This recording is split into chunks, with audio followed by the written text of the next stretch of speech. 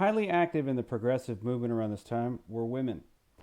Women who had varying different roles around this time, many of which were traditional, so to speak, in the house and caretaking with children and raising children, whatnot.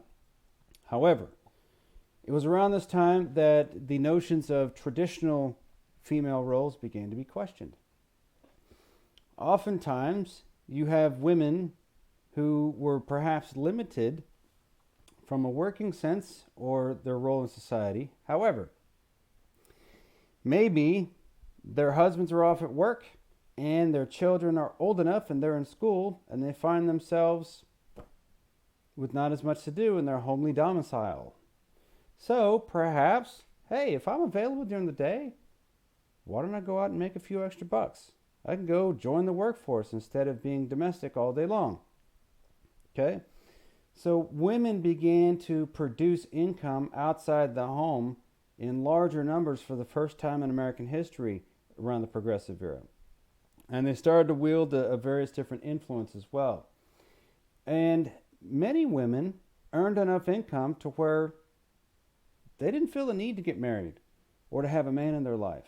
They were completely financially independent, all from their own ability to work. Okay?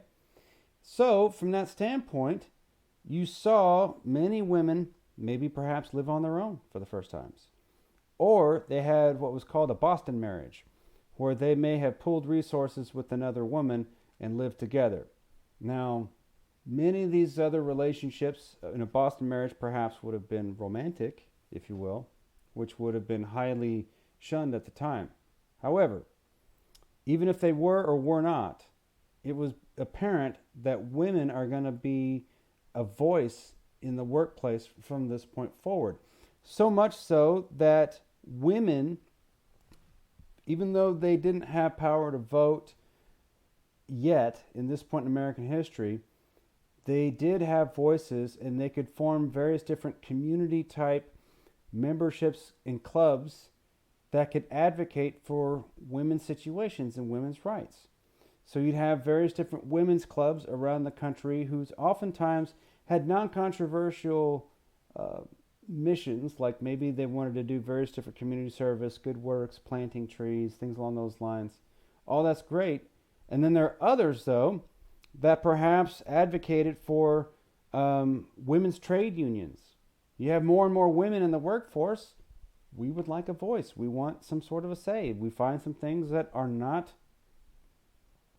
correct. We want to do some things about that. So you would have various different women's advocacy groups that would notice some inefficiencies in the workplace and lend their voice. So those are some of the things that would begin to happen around this time in American history as far as women is concerned or are concerned. However, I mentioned just a minute ago that women were not allowed to vote in this era. Okay? You have a huge swath of the population that carries a significant amount of influence, but they were silenced. So you have various different women who basically proclaimed that they could be the arbiters of their own destiny. Sure, you may be a working woman now, or you may be at home, domestic, your husbands, your children. Okay, fine. Nonetheless, you're a woman. You deserve to have a voice. You deserve to have your voice heard. Okay? So, from that standpoint, you started to see a growing movement in political action groups that advocated for a constitutional amendment that would provide women's suffrage. Okay? So, it was around this time that you really started to see the build-up to what would eventually become the 19th Amendment, which was ratified in 1920, that officially provided women's suffrage, the right for women to vote in our country. Okay? So that happened after the majority of the progressive era had already passed. But it was during this time that you started to see radical rights and arguments for the natural rights of women. And it should be heard in the voting booth. They're a large part of this population that's affected by what goes on politically, and they deserve to have a voice. Okay?